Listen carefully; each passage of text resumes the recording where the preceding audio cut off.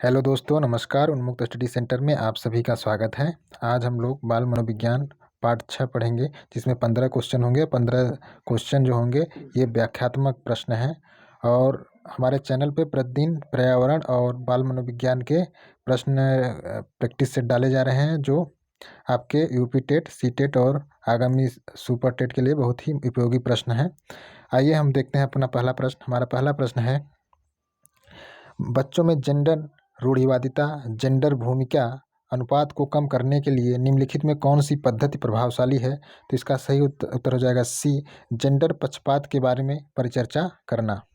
इसकी व्याख्या देख लेते हैं हम।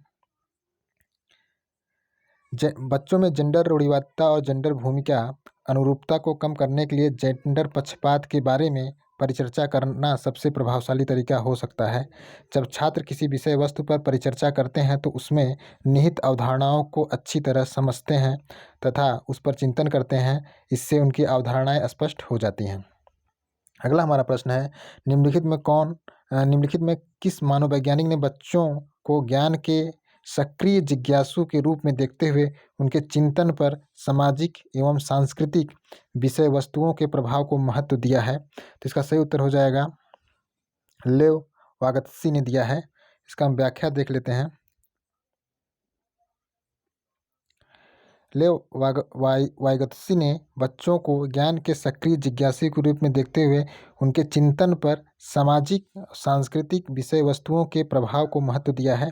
ध्यातव्य है कि लेव वाइगत्स्की सामाजिक निर्मितवाद के जनक हैं और मानते हैं कि अधिगम एवं विकास एक सामंजस्यकारी गतिविधि है, जिसमें बच्चे शिक्षा और समाजीकरण के संदर्भ में ज्ञान विकसित करते हैं।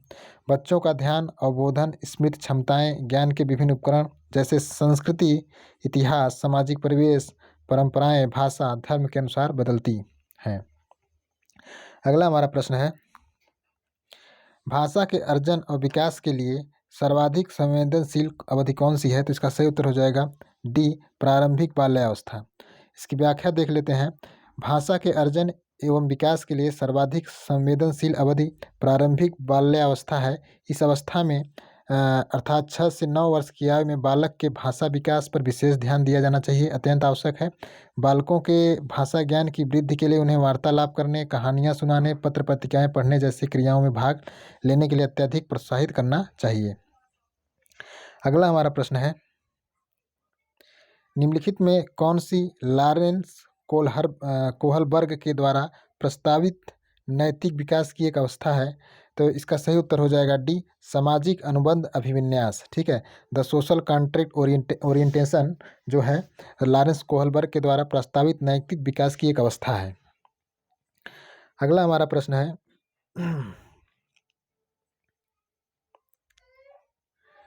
निम्नलिखित व्यवहारों में से कौन सी जीन पियाजे के द्वारा प्रस्तावित मूर्त संक्रियात्मक अवस्था को विशेषित करता है? तो इसका सही उत्तर हो जाएगा डी, संरक्षण और कक्षा समावेशन। इसकी हम व्याख्या देख लेते हैं। मूर्त संक्रियात्मक अवस्था संज्ञानात्मक विकास की तीसरी अवस्था है, जिसकी समयावधि लगभग 7 से 11 वर्ष तक मानी जाती है। इस अवस्था में बच्चों में 3 महत्वपूर्ण संप्रत्यय विकसित होते हैं। पहला संरक्षण का सिद्धांत, दूसरा संबंध, तीसरा कक्षा समावेशन या वर्गीकरण।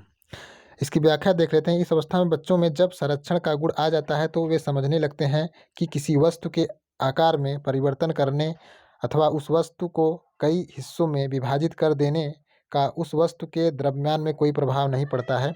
इस प्रकार कक्षा समावेशन के अंतर्गत वस्तुओं को उनके गुणों के आधार पर संबंधित कर सकते हैं या वर्गीकृत कर सकते हैं। आगे बढ़ते हैं। अगला हमारा प्रश्न है, बच्चों के संज्ञानात्मक विकास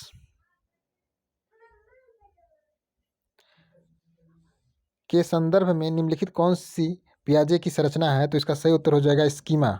स्कीमा जो है संज्ञानात्मक विकास के संदर्भ में पियाजे की संरचना है। इसकी व्याख्या देख लेते हैं। बच्चों के संज्ञानात्मक विकास के संदर्भ में स्कीमा या स्कीम्स संज्ञानात्मक संरचना, साम्य धारण या संतुलन, समायोजन, आत्मसात्करण, विकेंद्रण आदि पियाजे द्वारा दिए गए संज्ञानात्मक विकास के सिद्धांत के मूलभूत भाग हैं, जबकि अनुभव पावलोव के अधिगम सिद्धांत के प्रबलन, हल के अधिगम सिद्धांत के अवलोकन, अधिगम बंडूरा के अधिगम सिद्धांत के महत्वपूर्ण अंग हैं।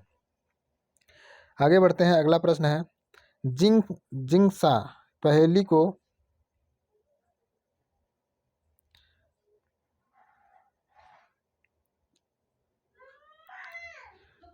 करते समय 5 वर्ष की नजमा स्वयं से कहती है, नीला टुकड़ा कहाँ है, नहीं वह वाला नहीं, गाढ़े रंग वाला, जिसे यह जूता पूरा बन जाएगा। इस प्रकार की वार्ता को वाइगोटस्की किस तरह संबोधित करते हैं? इसका सही उत्तर हो जाएगा सी, व्यक्तिगत वार्ता। ठीक है, इसकी हम व्याख्या देख लेते हैं। जिस जिंगसा पहेली को करते समय 5 वर्ष की नजमा स्वयं से कहती है, नीला टुकड़ा कहाँ है, नहीं वह यह वाला नहीं, गाढ़े रंग वाला, जिससे यह जूता पूरा बन जाएगा। इस प्रकार की वार्ता को वाइगोत्स्की ने व्यक्तिगत वार्ता कहा है। वाइगोत्स्की के अनुसार बालक या बालिका किसी कार्य को करते समय अपने आप से बात भी करते रहते हैं, इसे ही व्यक्तिगत वार्ता कहा जाता है। किंतु जब ये अपनी मन में सोचते हुए कार्य करते हैं तो उसे आत्मभाषा या आत्मकेंद्रित वार्ता कहा जाता है। ठीक है, आगे बढ़ते हैं, अगला हमारा प्रश्न है, बच्चों को संकेत देना या आवश्यकता पड़ने पर सहयोग प्रदान करना निम्नलिखित में से किसका उदाहरण है? तो इसका सही उत्तर हो जाएगा बी, पहाड़ या ढांचा।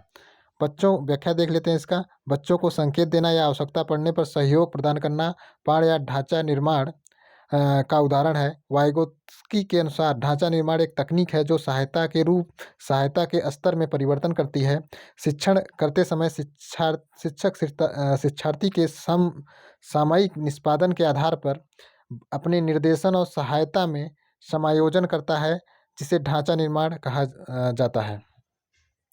आगे बढ़ते हैं, अगला प्रश्न है हमारा, रूही हमेशा समस्या के एकाधिक समाधानों के बारे में सोचती है, इनमें से काफ़ी समाधान मौलिक होते हैं। रूही किन गुणों का प्रदर्शन कर रही है? इसका सही उत्तर हो जाएगा सी, सृजनात्मक विचारक का। यदि रूही हमेशा समस्या के एकाधिक समाधान के बारे में सोचती है, जिसमें से काफ़ी समाधान मौलिक होते हैं, तो इसका मतलब है कि वह सृजनात्मक विचारों का प्रदर्शन कर रही है। सृजनात्मक का संबंध प्रमुख रूप से मौलिकता या नवीनता से होता है। किसी समस्या पर नए ढंग से सोचने या समाधान खोजने के प्रयास से सृजनात्मकता परिलक्षित होती है। आगे बढ़ते हैं, अगला हमारा प्रश्न है, आकलन का उद्देश्य होना चाहिए। आकलन का उद्देश्य होना चाहिए, तो इसका सही उत्तर हो जाएगा डी,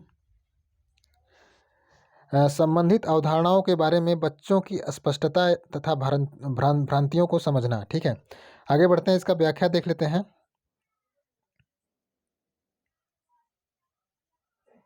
आकलन का प्राथमिक उद्देश्य संबंधित अवधारणाओं के बारे में बच्चों की स्पष्टता तथा भ्रांतियों को समझना होना चाहिए। अर्थात बच्चों का आकलन इसलिए किया जाना चाहिए ताकि यह पता लगाया जा सके कि उनको जो कुछ भी सिखाया गया है उसमें से वे कितना सीखे हैं और जो सीखे हैं उसमें कितना स्पष्टता है। इसके अतिरिक्त छात्रों की क्षमताओं, अध्यापक की योग्यता, शैक्षिक कार्यक्रम एवं शिक्षण विधियों की उपयुक्तता की भी जांच आकलन द्वारा की जाती है। आगे बढ़ते हैं, अगला हमारा प्रश्न है, निम्नलिखित में कौन सा बुद्धि के बारे में सही है? तो इसका सही उत्तर ए हो जाएगा। बुद्धि एक एकात्मक कारक और तथा एक एकाकी विशेषक है। इसकी व्याख्या हम देखते हैं। शिक्षा का अधिकार अधिनियम 2009 में उल्लेख की गई है। समावेशी शिक्षा की अवधारणा अधिकार आधारित मानवतावादी परिप्रेक्ष्य पर आधारित है। शिक्षा का अधिकार अधिनियम 2009 सभी बच्चों को अनिवार्य और निःशुल्क शिक्षा का अधिकार देता है।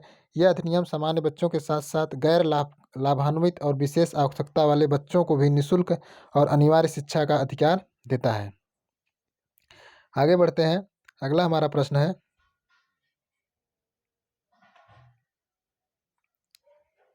शिक्षण अधिगम प्रक्रिया में वंचित समूह से संबंधित विद्यार्थियों के द्वारा सहभागिता कम होने की स्थिति में क्या शिक्षक को क्या करना चाहिए? तो इसका सही उत्तर हो जाएगा बी, अपनी शिक्षण पद्धति पर विचार करना चाहिए तथा बच्चों की सहभागिता में सुधार करने के लिए नए तरीके ढूंढने चाहिए। इसकी व्याख्या देख लेते हैं हम। शिक्षण अधिगम प्रक्रिया में वंचित समूह से संबंधित विद्यार्थियों के द्वारा सहभागिता कम होने की स्थिति में एक शिक्षक को अपने शिक्षण पद्धति पर विचार करना चाहिए और बच्चों की सहभागिता में सुधार करने के लिए नए तरीके ढूंढने चाहिए। हमारा अंतिम प्रश्न है, एक समावेशी कक्षा में एक शिक्षक को विशिष्ट शैक्षिक योजनाओं को क्या करना चाहिए? सक्रिय रूप से तैयार करना चाहिए। इसका सही उत्तर ए हो जाएगा। एक समावेशी कक्षा में एक शिक्षक को विशिष्ट शैक्षिक योजनाओं को सक्रिय रूप से तैयार करना चाहिए ताकि सामान्य बच्चों के साथ साथ विशिष्ट आवश्यकता वाले बच्चों की भी अपनी क्षमता तथा वह योग्यता के अनुसार अधिगम अनुभव प्राप्त कर सकें। दोस्तों आज का ये इतना हमारा प्रैक्टिस सेट था। कैसा लगा आप हमारे कमेंट जरूर करिएगा। कमेंट शेयर लाइक और सब्सक्राइब जरूर करिए। Thank you.